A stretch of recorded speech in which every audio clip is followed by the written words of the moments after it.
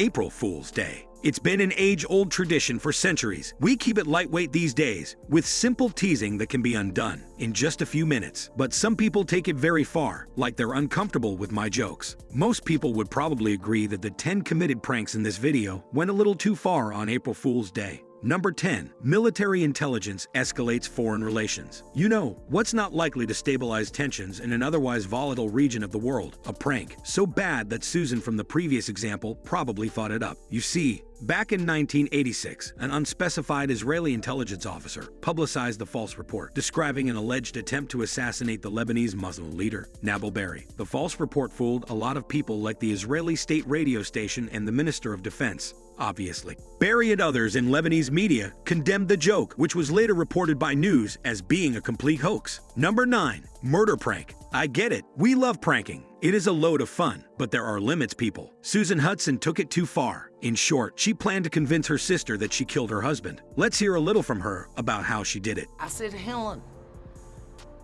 I shot my husband. I'm cleaning up the mess. Let's go bury him in Blackwater. Probably rather shaken up by the whole conversation. Her sister called another family member, and then word went around prompting law enforcement to raid her house with guns drawn. Here is what she had to say. Next thing I knew, there was law everywhere. The response was excellent. Whilst I do appreciate her commitment to the cause, her lack of foresight is worrying. I mean, those poor officers were probably expecting a bloody murder scene, but instead, they got an overweight woman with a party popper. Apart from wasting police resources, it must have been pretty embarrassing. So really the joke is on her. She wasn't charged even as her husband returned in unmurdered form. Let's end this one with her words of wisdom. Be careful on the April Fool's jokes.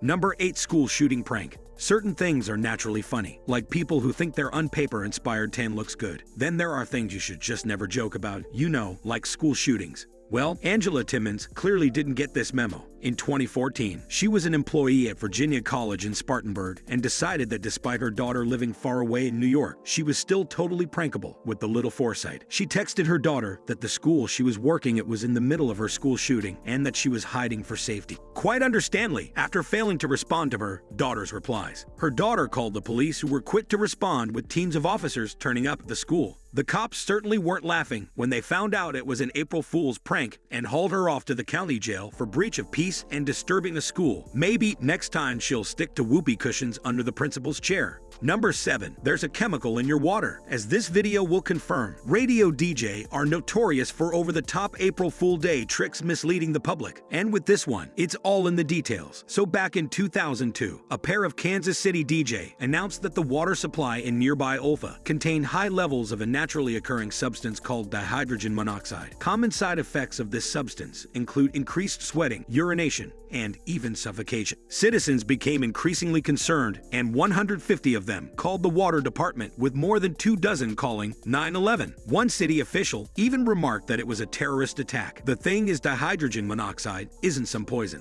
It's the chemical name of H20 or water. The hoax has been replicated many times before, and whilst it's crude, it's a pretty disturbing one to play on gullible people. Number 6. Cheap holiday prank. To commemorate the 100-year anniversary of the first round-the-world tour by travel agent Thomas Cook, the London Times had a great idea that would definitely cause queues to form outside the travel agents. In a full article, they noticed how the first tour only cost participants 210 guineas, which was approximately $5.75 back then. Due to inflation, and to put that in perspective, the price of the tour today would have cost tens of thousands of dollars. A few pages back after the article, the Times noted that they were to honor this trip by offering 1,000 lucky people the chance to go on a similar trip for the exact same price. The original trip cost $5.75. Looking for a bargain, huge lines formed outside Thomas Cook offices, and the travel agent was inundated with calls. To put it lightly, the people who had queued for hours for the deal were not amused when they realized it was all a big joke, so much so that the reporter was fired for it.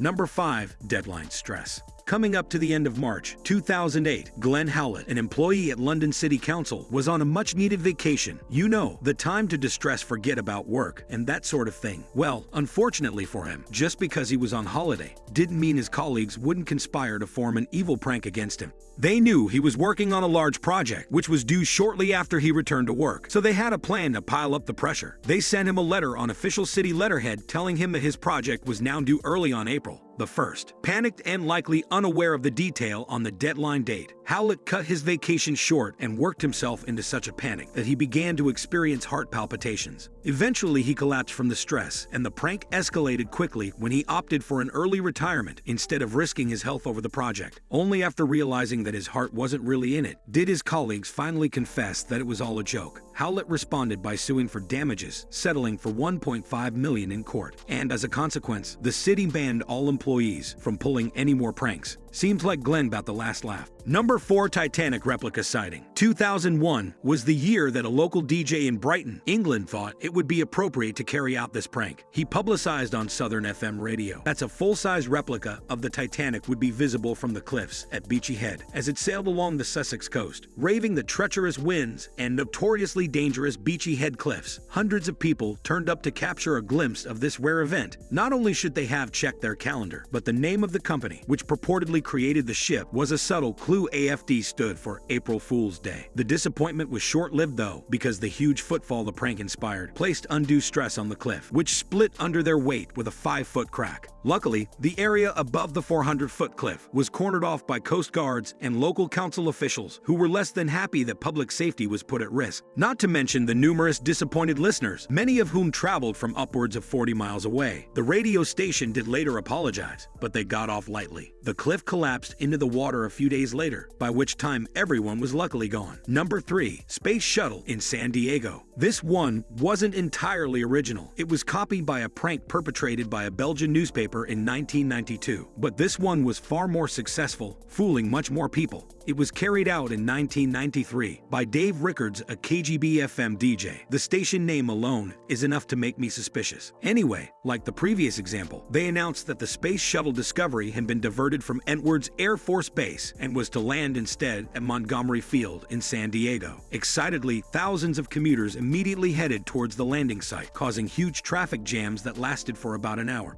Reportedly, police were called to deal with the traffic as around 1,000 people piled up with cameras, folding chairs, and possibly an assortment of sweets, crisps, and popcorn. As with the Titanic example, it was never going to happen. The airfield was also far too small. The prank was so poorly received that the police announced that they were going to build a radio station for the cost of the traffic enforcement officers. Number 2, bun in the oven prank. This one's are classic, but most people agree that it's something not worth joking about. Not Tori Wheeler though. She told her boyfriend, Derek Bauer, that she was pregnant, something Derek got a little angry about. Then in part 2 of her epic April Fools, Wheeler allegedly brandished a knife and threatened Derek. Apparently, tensions escalated, and Wheeler ended up biting Bauer twice and cut him across the throat. After all, nothing says funny like a trip to the hospital, right? Number 1. This video, I may have made up all of the examples.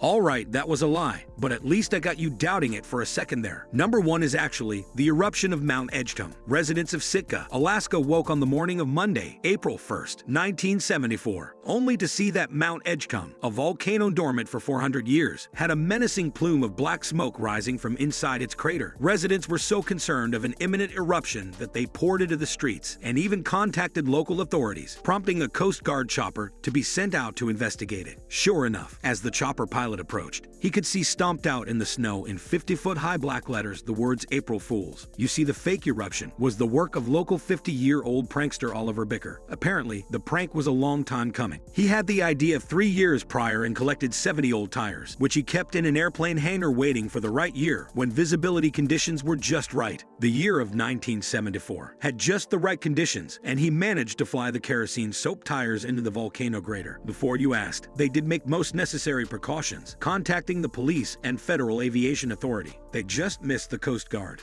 The prank succeeded and was published all across the world, but some have criticized the plan as being unnecessary given the toxic fumes that were polluted. Then 6 years later in 1980, a similar volcano April Fools occurred, but this time residents weren't so forgiving. This one was perpetrated by Channel 7 News and made a special bulletin announcing that the 635-foot Great Blue Hill in Milton, Massachusetts had erupted with lava and ash raining down nearby homes. At the end of the segment, the reporter held up a sign that read April Fools, but the damage was already done. By that time, local authorities had already been flooded with frantic calls, and Channel 7 had to make a formal apology. Even the executive producer responsible for the prank was fired. Which prank did you think was the worst? Do you know of any other amusing ones I missed? Please let me know in the comments section down below. Also, if you enjoyed this video, Make sure to like it and subscribe, hitting that bell icon to never miss another video. Thanks for watching.